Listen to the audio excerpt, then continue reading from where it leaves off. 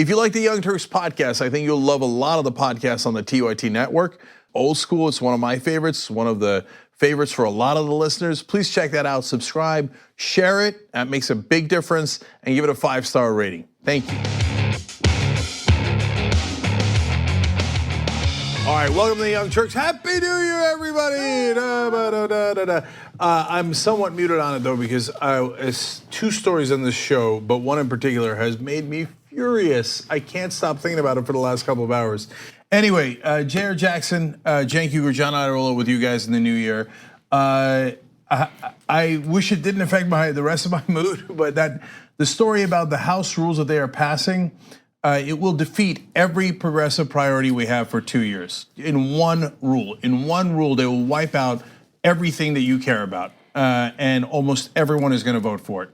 So it's why are we doing this? I mean, somebody called Jimmy Dore. Somebody called the Green Party. These people these Democratic leaders are the worst of the worst. But it's not just that. What is really heartbreaking is what some progressives in the House are set to do. We'll tell you who the good guys are, and there aren't many of them. And we'll tell you who the bad guys are. And there's heartbreaking people on that list. Anyway, and Politico attacks Elizabeth Warren. Of course they do. Of course, we told you the mainstream media hates you. They hate progressives. So they can't help themselves. But they're accidentally going to make a progressive president. That's the good news. Every time they attack Elizabeth Warren and Bernie Sanders, an angel gets its wings, and they pick up thousands, if not millions, of votes. So keep going, dumbasses. All right, man, I'm in a mood. Okay, so look. Happy New Year! Let him on the panel. Okay. Anyway, now it's supposed to be lighter news right now, but look, I got to give you the final tally on the membership drive. So, guys, the membership drive is over. We're not going to talk about it, obviously, anywhere in what we did over the last couple of months. Okay. And to some of you, that's a relief. Some of you will miss it a little bit. But so now that it's over, I do have to give you a final tally. So we started our membership drive right after Labor Day. And at that point, let's see where the thermometer was. We were at 27,661. And you could, of course, become a member still to this day, any day, all day, at tyt.com/join. You don't have to use any of the host names anymore. That competition's over. I'll tell you who won in a second. And then we ended on midnight, December 31st of 2018, at the number 42,000, can I see it? 42,864. So added a little over 15,000 members. Damn. So wonderful, wonderful. The goal was 42,000. We went past that, but as you see, the thermometer goes all the way up to 100,000. And the reason for that is once we get to 100,000, I don't believe any force on earth can knock us out. And climate change. Well, if anything can, that probably will do it. Luckily, that's a Chinese hoax. So anyway, and so we've got to get to 100,000 overall, but nice and easy. I mean, sign up furiously, don't get me wrong, and tyt.com/holiday still exists, which is a week free trial. And so give it a shot, see if you like it. We really appreciate it. But overall, to get to sustainability and to make sure that a progressive outlet like this remains on air forever, we got to get to 100,000. Okay, and where are we today? Right now, we're at 42,944. So can I see 43,000 by the end of today? Okay, all right, and that'll be that. Oh, one last thing. Who won the? It doesn't matter. Who won the contest between the hosts? Well, for a while, John was in second place. Good days. Yeah, John did. It was a day. He came in third. And we had well over a dozen hosts on there, and Marijuana representing a lot of the employees as well. JR obviously was on there. I believe a woman named Anna Kasparian. Never heard of her. Yeah, Anna Kasparian was on there, and we her and I went back and forth. Not really too much, actually. She was mainly in the lead. Yeah, but I did catch her over Christmas. It was people are calling it the Christmas miracle, not me. Just people are calling it that. And I passed her, but with a week left, she passed me back, and at the final tally, she beat me by 60 people, which is a lot. That's a lot of numbers. Yes. So she signed up 754 members, and without really breaking too much of a sweat. Yeah. So bless her heart for that. Anna Kasparian, champion of the world.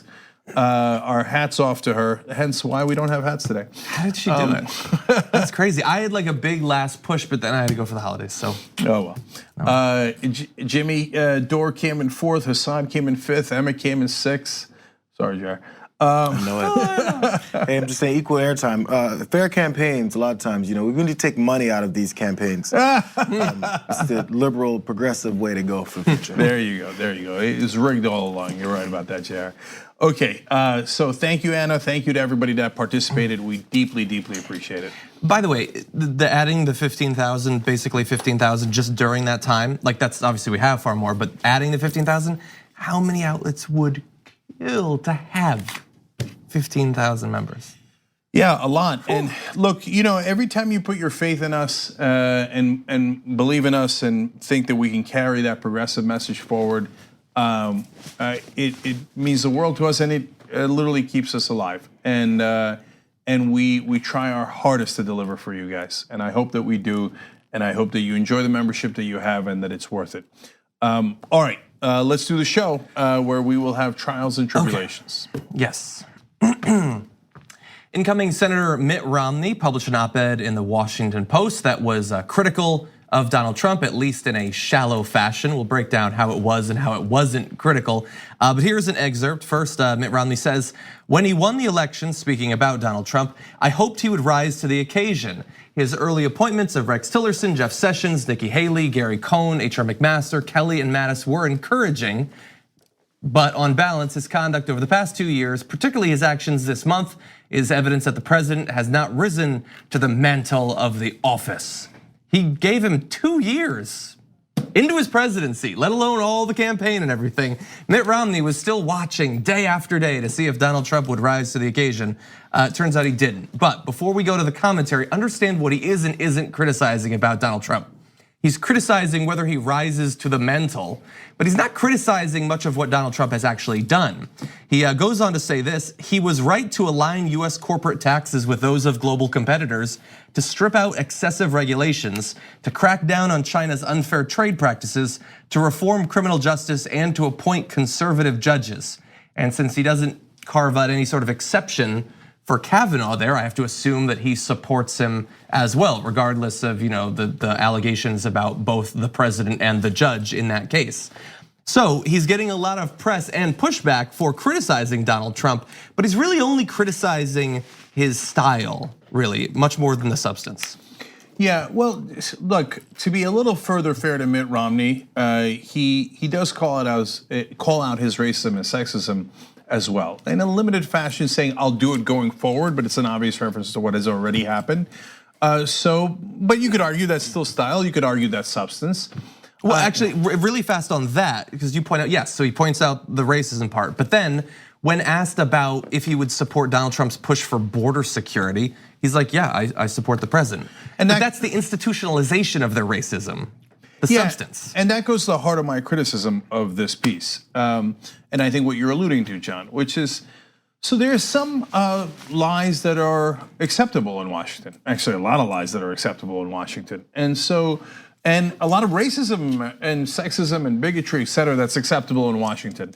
You just have to do it in a polite way and in the right way. So for example, when he says that he thinks there's excessive regulation and Trump has done a good job of reeling that back in, I actually think that that is an arguable position. I don't agree with that at all, but I think that an honest person can be genuinely mistaken in thinking that Wall Street is overregulated, right?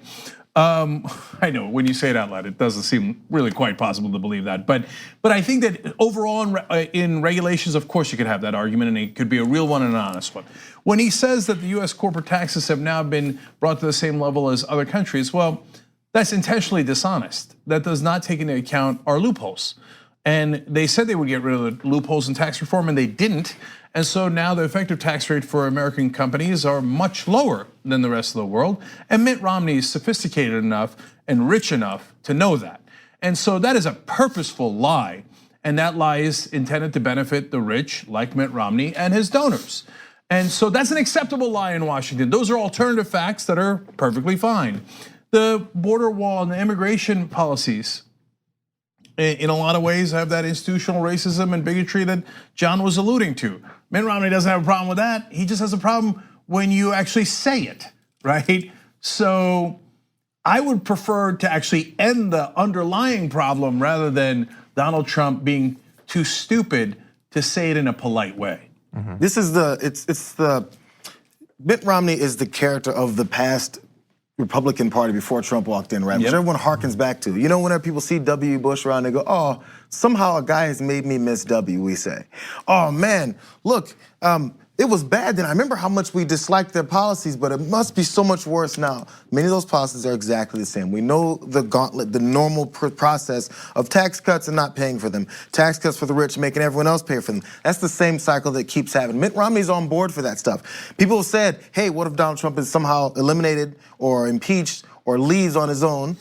Then we got Mike Pence, who's good at sitting there and going like this and saying and doing the same things that President Trump does. So the only thing they don't like is the way that he approaches it, as we're all pointing out right here. But it's illustrative of the Republican Party and also the media, because he's gonna get credit for this. They're gonna say, look at Mitt Romney coming out strong against the president, an incoming senator, tough guy. He's gonna be there to have something against the president. No, he's not. He's there to say, hey, maybe you should stop calling names, stop tweeting so much, and be eloquent like me and do the same horrible things. They should let him sit in Flake's seat. And he knows it's gonna work for them to give him credit. Those are all such great points. In fact, Trump said, oh, we hope he doesn't pull a flake. Well, what is pulling a flake? Criticizing you and then voting with you over what, 95, 98% of the time?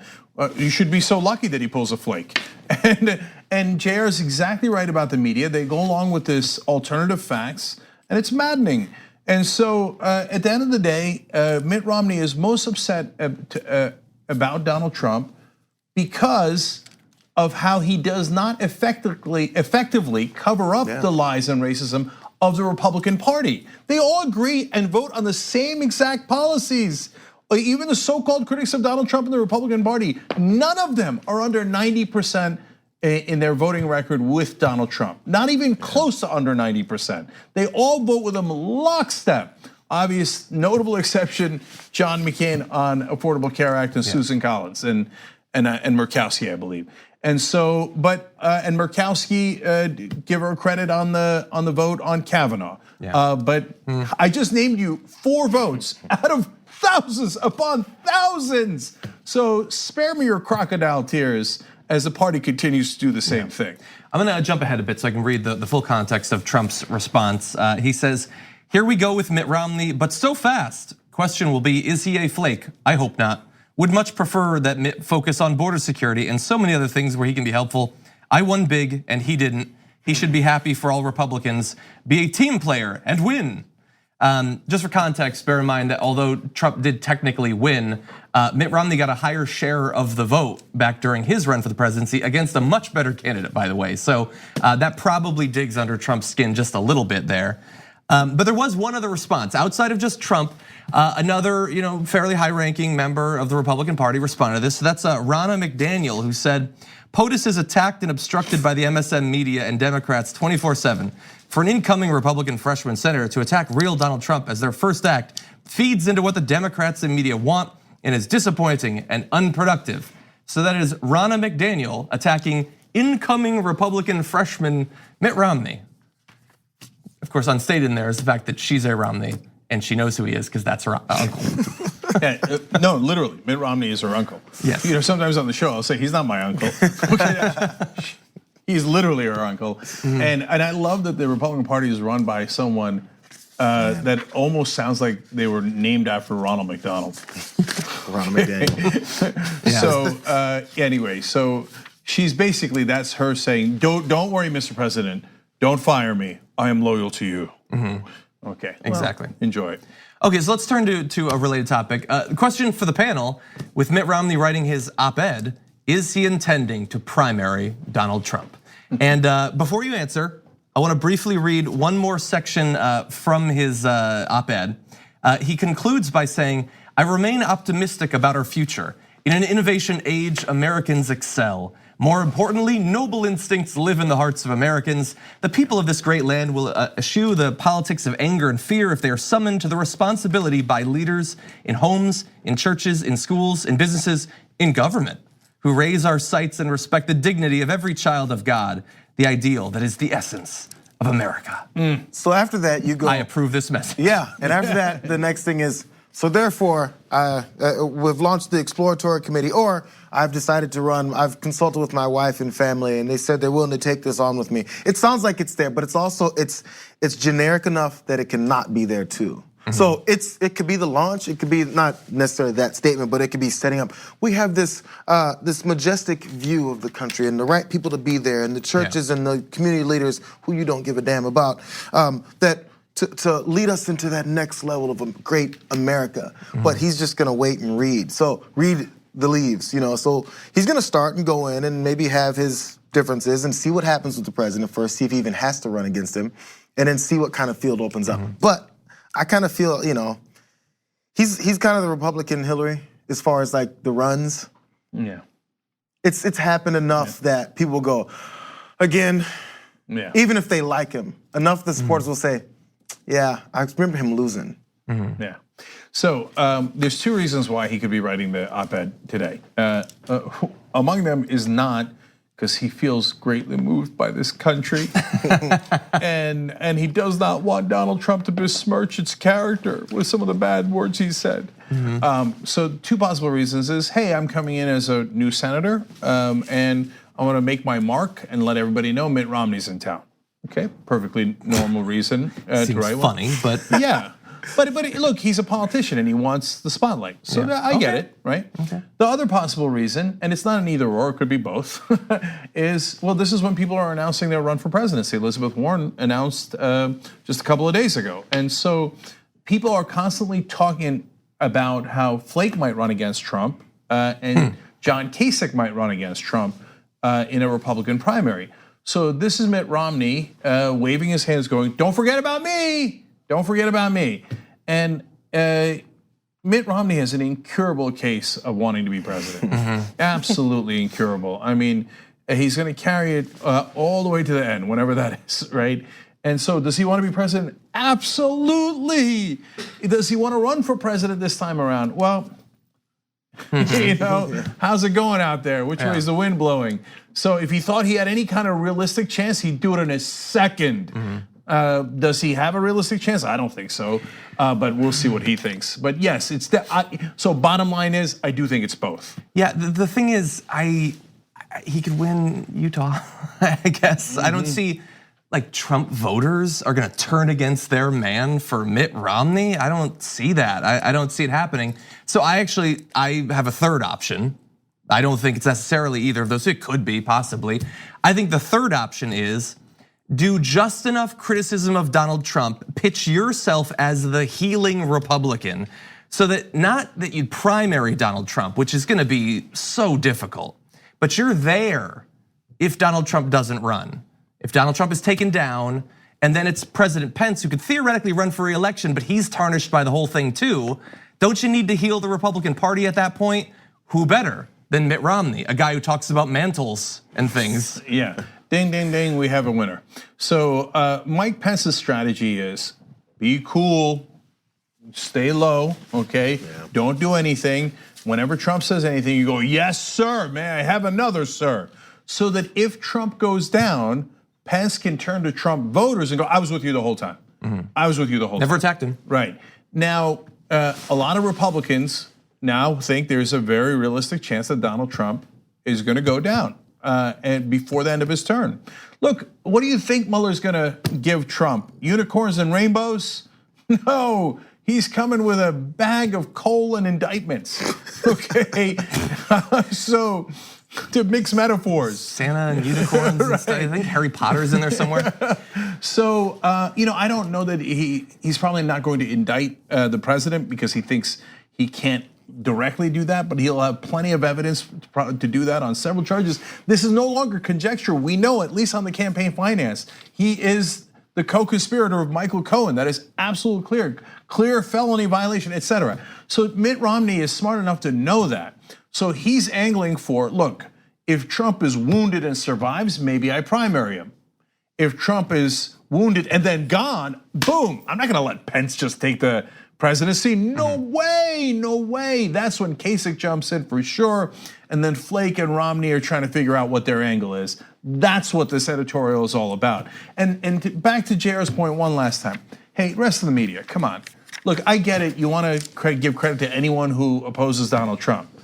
But you got to give context, brothers and sisters. Absolutely. You got to say, hey, Mitt Romney, I guess credit to you for calling out Trump, but this is fairly clear political maneuvering to get yourself in a position to perhaps run. Yeah. One other little wrinkle, just for a little bit of fun. Donald Trump's response to Mitt Romney would imply that he's not worried about any potential primary run. And I think that that's probably realistic. He's got a lockdown on his base and everything. But that doesn't mean that nobody is worried about Mitt Romney or someone else primarying him on. I saw today, actually, a message, apparently it was blasted out, an email from Javon Williams, an RNC committeeman, who said this: unfortunately, loopholes in the rules governing the 2020 renomination campaign are enabling so-called Republicans to flirt with the possibility of contested primaries and caucuses. While President Trump would win renomination, it wouldn't come quick and it wouldn't be inexpensive. Any contested renomination campaign, even a forlorn hope, would only help Democrats. Accordingly, I am asking for your support to take the unprecedented step of amending the rules to close loopholes in the renomination campaign. Or as we talked about in the damage report this morning, the ultimate alpha male rule: make it illegal to run against you. We're so afraid. I mean, we keep, it sounds like it's overdoing it, but it's obvious. There's the breakdown of everything democratic in our system. Like, we don't need anyone else to run against the president anymore. There's no more, let's not have any more primaries. Then next, like, hey, what's up with these term limits? Let's get rid of those now. Hey, let's get rid of all kinds of elections in the first place. We have our king.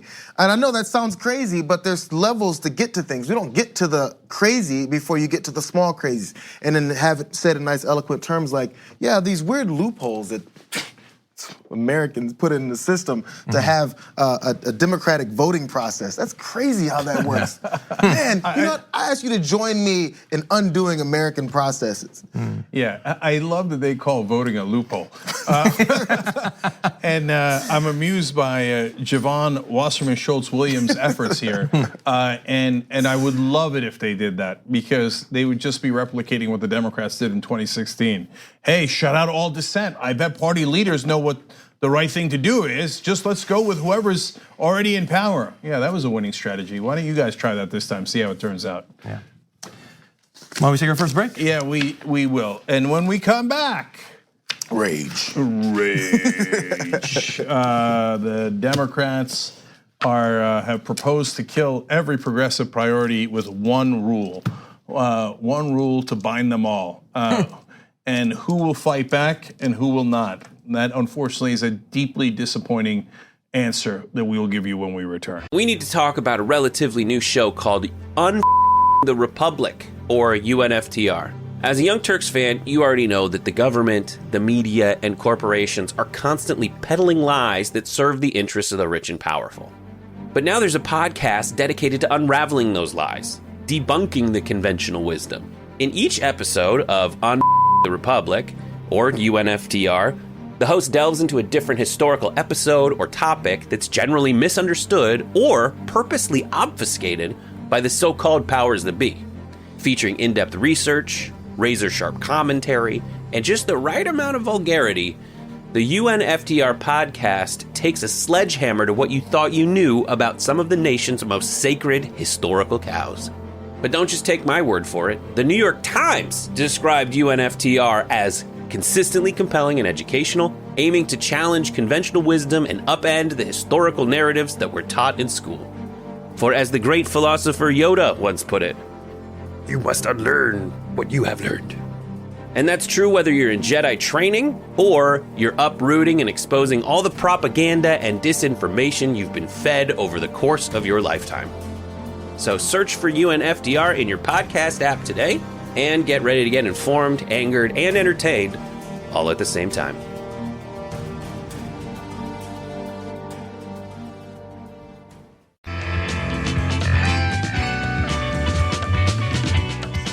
All right, back on the Young Turks. All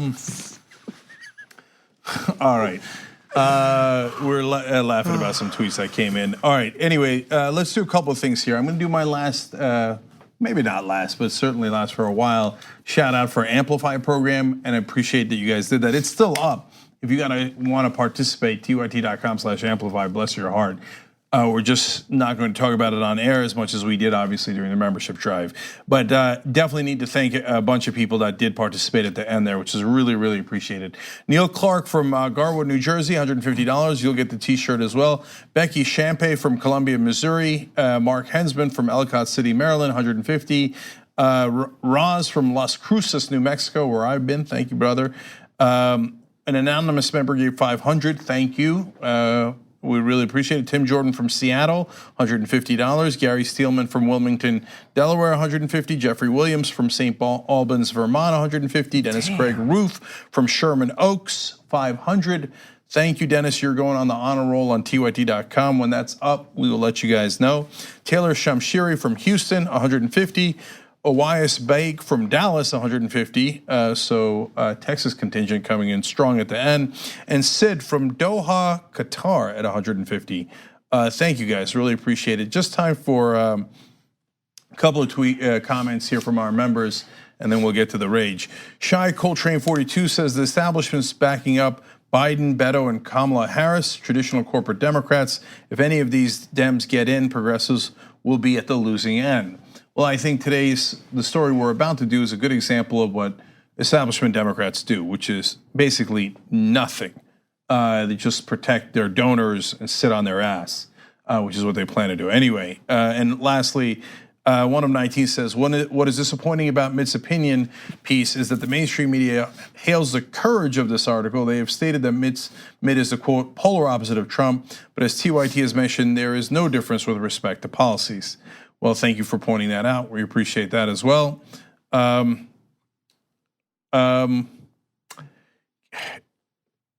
can't help but read one last one. Karen Shea says, if lots of Republicans believe Trump will go down, why keep pushing him for 2020? Because they have no courage. They're not going to stick their neck out until they're 100% sure. Because if they're wrong, then the Trump loyalists will turn on them with great fury. And they'll almost certainly lose in a primary. Okay? Which, to be fair, that's happened to a lot of Republicans in media who have dared to stand against him. Yeah, no question. And in some primary contests earlier this year. Yeah, I'm going to read this. I keep lying about how it's the last one. I'm going to read one YouTube super chat comment because it's relevant to the next story. Hey, Jen, please message Ocasio-Cortez, Ilhan Omar, Ayanna Pressley, and Rashida Tlaib, etc. Justice Democrats were very, very, very proud of them and rooting for them every second. Tomorrow is a very big day. Well, it's a very big day in a couple of ways. One is it's their first day, and trust me, I have messaged them. You have messaged them. They have heard you very, very loudly and clearly. Actually, Ocasio-Cortez sent a very nice email saying she appreciated what everybody said on the panel. For getting Turk of the Year. We didn't send the video to her, she just watched it. And so that's wonderful of her. But they're also gonna take a vote that is gonna make a huge difference. We've also messaged about that. Okay, anyway, let's get to the story. Yeah, and hopefully you guys will message about it too. Okay, a war is underway in Washington, D.C. over a proposed rule change for the incoming Democratic new House majority. And that is focused on the inclusion of a pay-as-you-go provision. I'm gonna use a little bit of parliamentary speak. We're gonna explain what it means. The new rule establishes a point of order against any bill that increases the deficit within a 10-year budget window. The House could attach an emergency designation to legislation to get around the pay-go rule, hypothetically. The point of order could be waived by a majority vote of the House. Another way of reading that is the point of order would have to be overruled by a majority vote of the House. But the idea there is that hypothetically, if you had any sort of large-scale legislation that affects a significant chunk of the economy, whether about education, real estate, healthcare, Social Security, all of those sorts of things, if it is rated by the CBO to raise the deficit, then hypothetically, it faces an automatic block if there's not offsetting budget cuts or tax increases, meaning that to get these things accomplished, you would have to do things that make it a lot harder to sell, or at least the idea is that you would make it harder to sell. Okay, so this is monumental. This is everything. If they pass this rule that single-handedly kills Green New Deal, Medicare for all, college for all, and almost every other major progressive priority. Now, you think that's an accident? Of course not. The Democratic leadership doesn't want any of those progressive policies, and they think this is a cute way of killing it.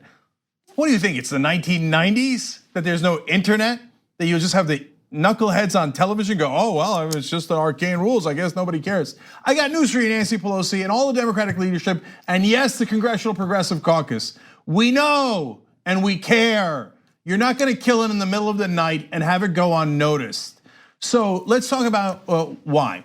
So when Republicans are in charge, they do not kneecap themselves. They don't pass, for example, tax go. Now, I made that up. What would tax code be? Well, it would be the equivalent of pay go, right? Tax code would be, hey, you're not allowed to cut taxes unless you find a way to pay for it. They never pass that. Why? Because they want to cut taxes on their donors, and they want to be able to get away with it and put a $1.9 trillion hole in deficit, and they don't care. When Democrats get in and they have all these progressive policy priorities, but hey, if you can't pay for it by raising taxes, which then the Republicans will run ads against you on, which then Nancy Pelosi will turn around conveniently and go, well, golly gee, I can't have my purple state and red state Democrats have ads run against them because they're raising taxes, so we're not going to do that. That means we're not going to do anything at all. We'll dink and dunk, we'll do 5% change, and we'll get Morning Joe to sign off on it. Okay, no deal, no deal. So now, look, Nancy Pelosi being a corporate hack is a fact and unsurprising. When asked why you should be leader, she said, I raise the most money. In other words, I have the biggest corporate donors. She almost sounds like Trump. I have the strongest donors. I have the biggest donors. I'm surrounded by an island. I'm an island. I'm surrounded by big money, ocean money, okay? So I get it, Nancy. We all get it, okay? So that's not what I'm upset about today. What I'm upset about is right now there are only 2 people who have said they're gonna vote no. You're not gonna be surprised by their names. You wanna see the tweets? We will in a second. Okay.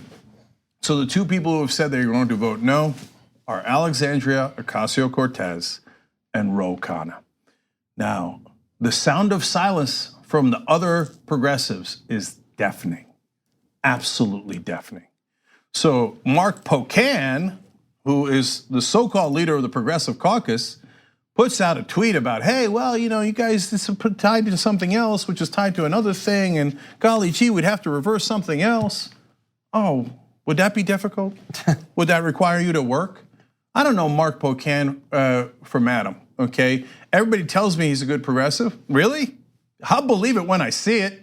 And immediate unilateral surrender is not what good progressives do. They don't help Nancy Pelosi and the donors kill every single progressive priority as their first action. They do not do that. And what is heartbreaking right now, the vote hasn't happened yet. They've got a little bit of time.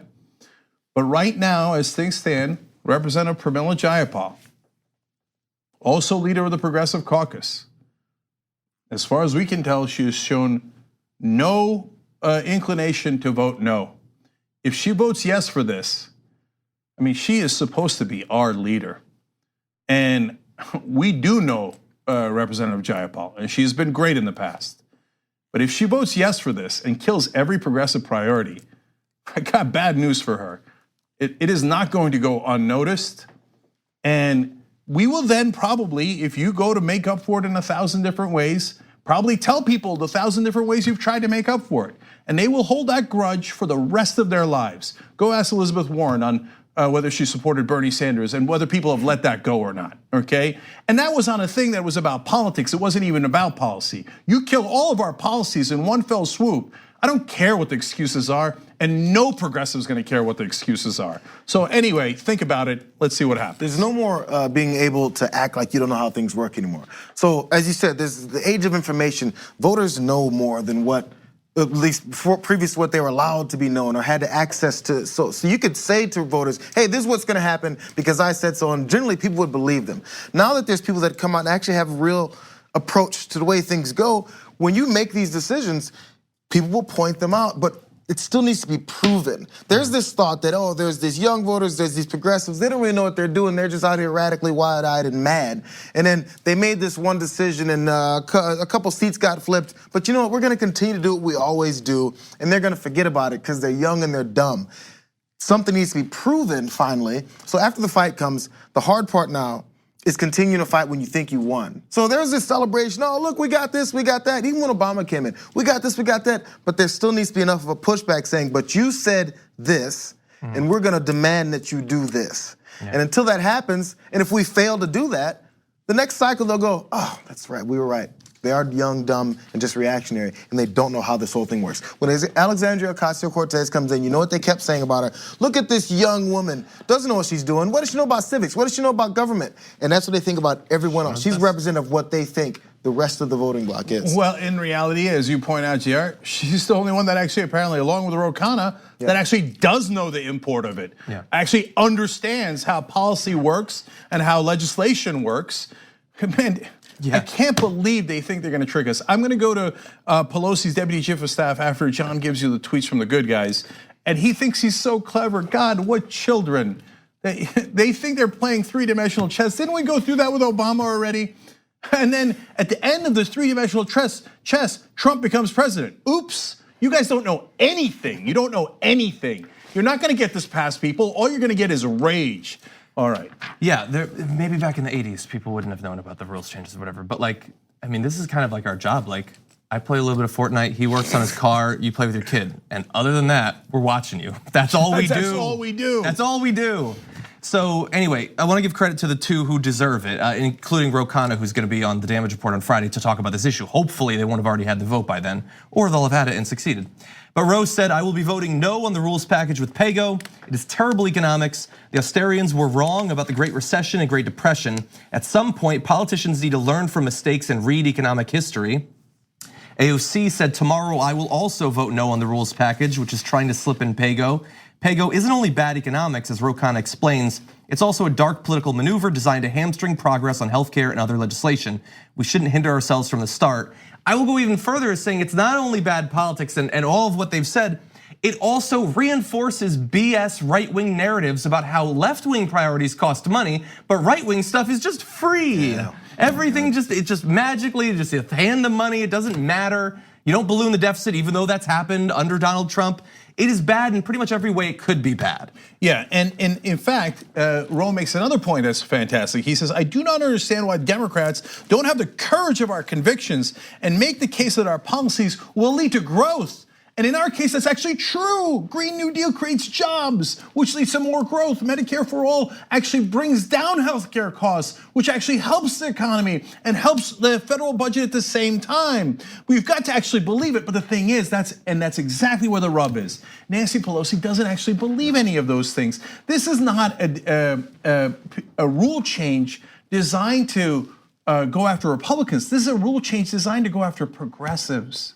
Since Nancy Pelosi is not remotely a progressive, and I was right about that, I'll take apologies from every establishment figure right now, okay, who said, oh no, you don't know, maybe she'll propose all sorts of progressive priorities. No, she's trying to kill every single one of them with one rule. Of course she is, Nancy Pelosi, a progressive, preposterous. No, she does this to say, haha, look at what I did to you guys. I took away all your power, and now you're gonna vote for it? Understand this, they only need 18 votes to block it. They don't need 18 Republican votes. They just need 18 Democratic votes to block it. Although some could be Republican. Yeah. We would like that, by the way. Yeah, well, no, you need the Republican votes plus 18 Democratic votes, okay? So now, they say, oh, but I mean, that would be voting against Nancy Pelosi. And let me ask in a very clear way, so what? So what? What are you gonna do? You're gonna let her vote Medicare for all down, then why are you in office? Exactly. But why? And I gotta ask, Representative Jayapal, why do you have a Medicare for all PAC and a Medicare for all caucus if you're gonna vote yes on PAYGO? You know that Nancy, I don't mean to be insulting, but you know that Nancy Pelosi is gonna use this vote against you, right? The minute you vote for PAYGO, and you try to bring out Medicare for all, she's gonna say, oh, Representative Jayapal, I'm so sorry to hear that. But under my rules that you voted yes on, and you encourage the Progressive Caucus to vote yes on, we can't have that. Yeah. Don't pull, I mean, that's what, it's a Republican trick. Don't fall for that trick, it's a trap. You only need 18 votes. The Progressive Caucus has dozens upon dozens of members. It's the largest caucus right now. Yeah. It could easily defeat this. She has to know how it works. So now it's always the age-old question: is it they don't know, or they don't care to, or act like they don't know and just gonna let it just go? There's policies that are signature for her, as you're pointing out, and they're gonna get shut down just in this way. It has to be asked specifically and directly to her to see if this is what you really want to get yourself involved with. Now, well, so obviously we're saying this, we're hoping that some of them will be watching, but all of you watching can also help because this vote has not happened yet. You can put pressure on these people. We need 16 other votes. You can probably think of quite a few of those. A lot of their names that we praise very often on this show. You can reach out directly to those people. A lot of them are particularly known for being active on social media and responsive to the needs of the people who message them. So now is the time to let them know that this is not some small procedural background thing. This is something you're watching, this is something you'll remember, and they need to know that. Small thing, you remember when after the primaries, after the midterms, everyone said, hey, you know what? These Democrats are gonna come in and they're gonna raise hell for Trump. Hasn't started yet. And also, hey, don't come in too hot on Trump because you know you don't want to waste all your political capital just on trying to get him out of office. And also, who was supporting Nancy Pelosi for the speakership suddenly? And everybody said, I wonder why the president suddenly loves Nancy Pelosi. She got in office, he goes, she's a strong fighter as much as I don't like her. She's in it to win it. She's one of the best it's ever been. Everybody said, wow, that's weird. It's not that hard. As soon as he said it, just go, oh, he knows what she's gonna do for him. He knew it, why don't we know it? Well, sad day for them, we do know it. And look, Nancy Pelosi was always going to be a corporate tool. And so I don't care if that offends people in Washington. Look, whether it offends people in Washington or not, people all across the country believe that. They view her as an elitist, and I think rightfully so. So I'm not surprised by that. Mark Pocan, okay, whatever, I've never seen him fight for anything, but that's fine, that's fine. Look, I want Mark Pocan to be successful. I want him to be a strong progressive. I want him to be our leader. I don't see it yet. Okay. I think he was one of the first to sign on getting rid of ICE, if I remember correctly. Okay, that's wonderful. Now he won't be able to do any of it. I understand that, I just want to give credit. Okay, yeah, I understand. But look, why am I tough on Jayapal right now? Why have I mentioned her over and over and over? Because I do believe in her. I do believe in her. And where's, look, they haven't voted yet. But where's Jamie Raskin? Jamie Raskin's awesome. But where's Jamie Raskin? Where's Rashida Tlaib, Ilhan Omar, Ayanna Pressley? Where's Raul Grijalva? Where are all these guys? So you can't get 18 votes to protect progressive priorities? So let me talk to you about the last trick. Drew Hamill, Deputy Chief of Staff for Nancy Pelosi, says a vote against the Democratic rules package. Hold on, let me explain. They don't just put up PAYGO. At least they're sophisticated enough to do this. They put it amongst a whole bunch of other rule changes, and the rest of the rule changes are benign. They're fine. There's nothing wrong with them. Some of them are good. Okay, and some of them are good, right? So they're like, oh, it's in a package. You can't vote no. I'll tell you how stupid that is in a second. But he goes, a vote against the Democratic rules package is a vote to let Mick Mulvaney make across-the-board cuts, unilaterally reversing Democratic initiatives and funding increases, because it would go back to the old rule of cut-go, which is what the Republicans had, which is even worse than PAYGO. No, it wouldn't. No, it wouldn't, John's right. You know what you do? You propose another bill. Oh, I know. Look. To be fair, Nancy Pelosi's only been Speaker of the House once before, and now will be Speaker of the House twice. What would she know about the rules? Oh my God, you could introduce legislation again? but change it slightly, or prevent. Or allow people to present an amendment. Wow, I didn't know that. Wow, that is quite surprising. Now, who do you think you're talking to, you children? We're not the children, you're the children. You're not talking to television pundits. They don't know anything. It's easy to trick them. Besides which, you don't have to trick them. They're on your team, and you know that. Now you're talking to the whole country because of the internet. You think you could just say something stupid like, oh, this will help Mitt Mulvaney because I guess it'll be the last vote we ever have in the House.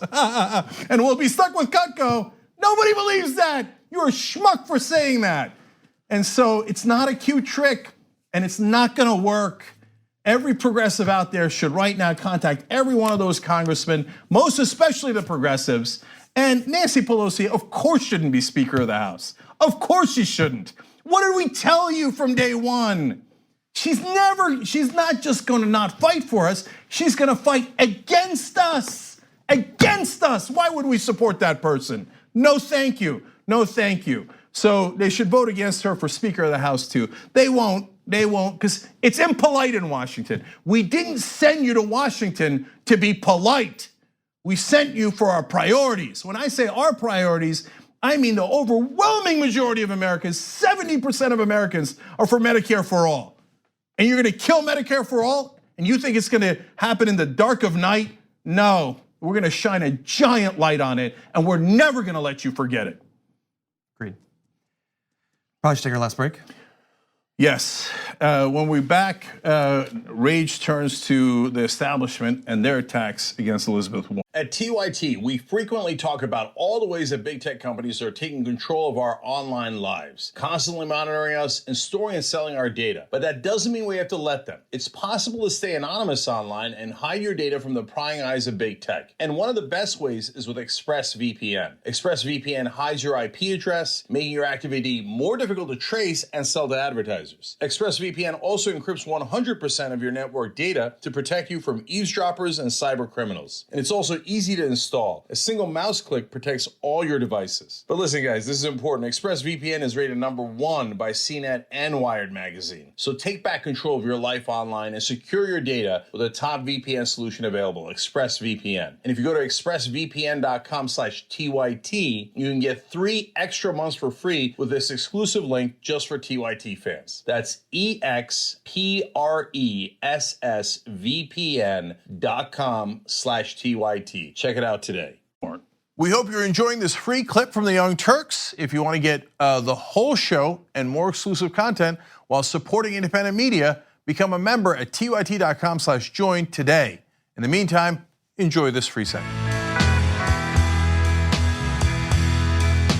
All right, back on the Young Turks. Cenk, John, and JR with you guys. Let me read a bunch of comments. Purcell says, post a list of Dems who don't vote against pay as you go, then we can tweet the hell out of them. Will do. Let's see. I mean, look, the vote is coming up. Let's do it before that vote, actually. Let's do it now. I know. But I'm torn between let's give people a chance, right? But you gotta reach out to them now. Like, don't reach out to them saying, I hate you. Reach out to them saying, you're gonna decide whether I love you or hate you. Well, right? Ryan Grimm tweeted this morning that he's talked with at least 5 representatives who said that they are weighing it based on public reaction. Yeah, the public reaction, I guarantee you right now, is not good, not good. I mean, they don't know. They don't know whether killing every progressive priority is gonna play well. I mean, it's just, they're so clueless in Washington, it's unbelievable. All right, Max Hilaria says, PAYGO is a way for establishment Dems to still not have comprehensive slate of issues moving into a presidential year, 100% right.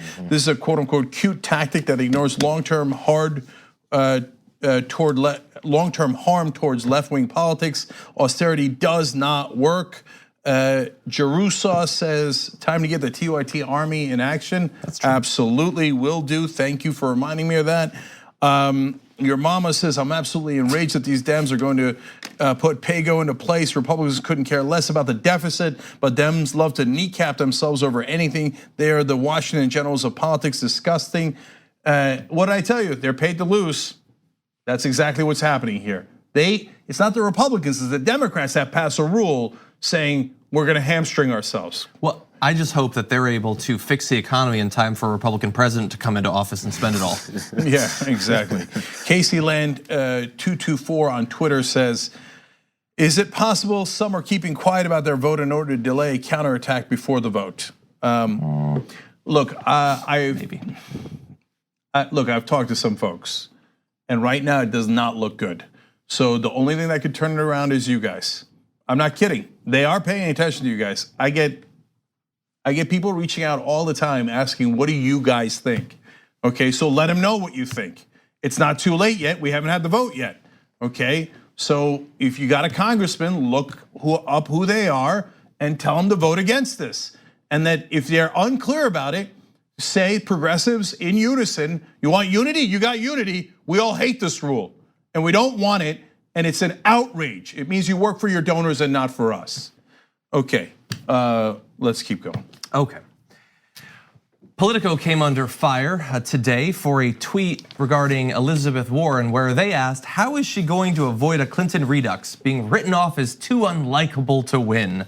And here's a few excerpts from the article.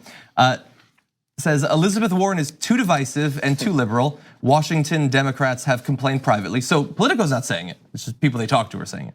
Her DNA rollout was a disaster and quite possibly a White House deal breaker. She's already falling in the polls, and perhaps most stinging, shares too many of the attributes that sank Hillary Clinton.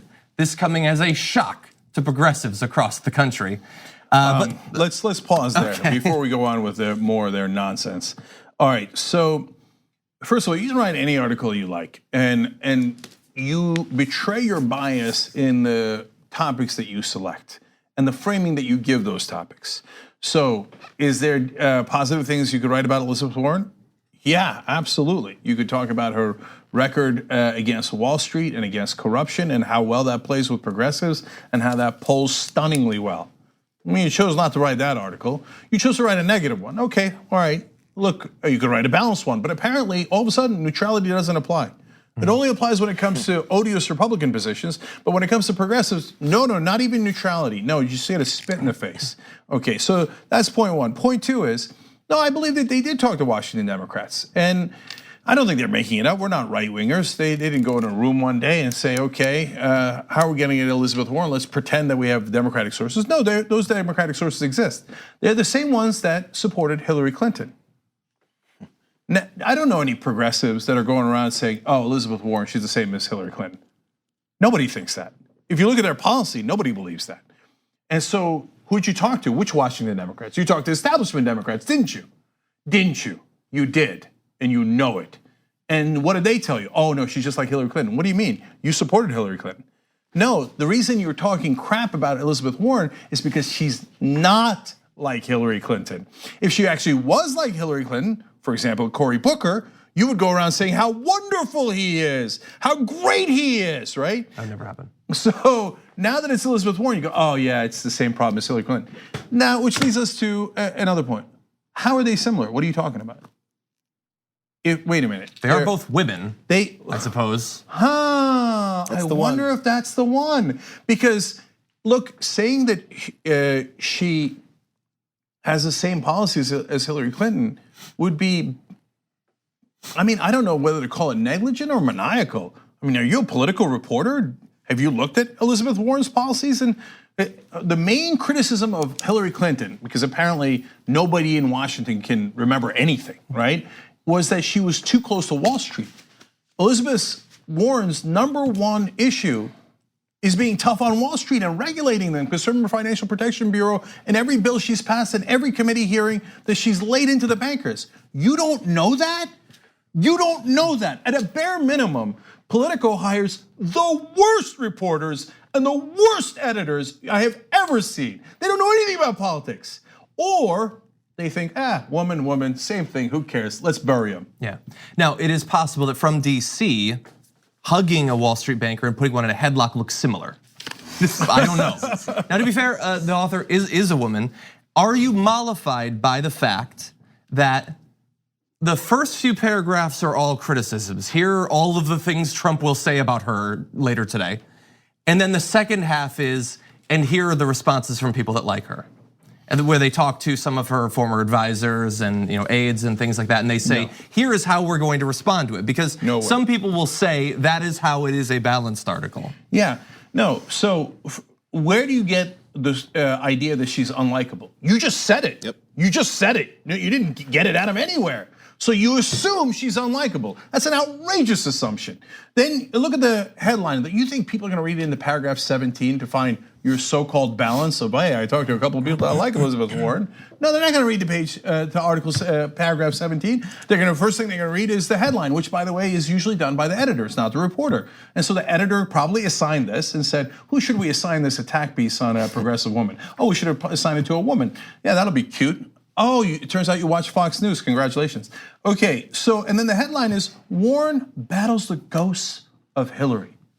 No, establishment Democrats might battle the ghost of Hillary Clinton. That would be an interesting article. Hey, here's where they agree. No, but really, here's where they agree with Hillary Clinton's policy positions and why they come across as elitist. That would be a substantive article. Yes. That would be an interesting article. Instead, I mean, the jujitsu of blaming Elizabeth Warren for Hillary Clinton's positions is unbelievable. It's unbelievable. At a bare minimum, like I said, worst reporters I've ever seen. Never once checked a policy position. I remember in 6th grade we learned, maybe it was even before that, 5th grade. You write 5-paragraph essays. You have your thought, your overall thought. Then each paragraph, you intro. Then you have your meat, where you talk about what it actually is. So every time you have your header of the paragraph, you have to have something to back it up.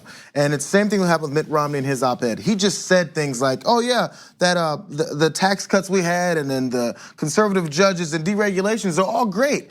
Based on what? Tell me your information. Tell me why you believe that. Or are you just saying it and I'm supposed to believe it? Now they say, hey, Elizabeth Warren is fighting the ghost of Hillary Clinton. Based on what? As you're saying, what's the next thing? Because she believes in this, because she supports that, what are the things that she's like Hillary Clinton? We don't have to say it. And then people who don't read the political article, but instead watch CNN and watch the political expert, Harry Hinton?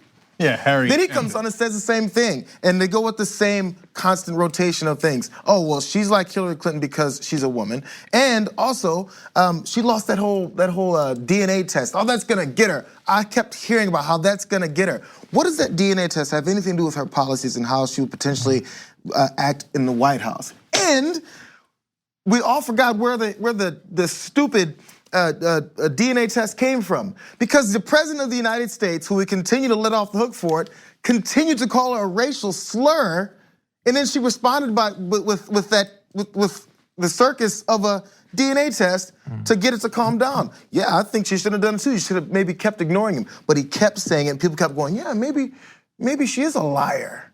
Maybe she is untrustworthy because of a slur.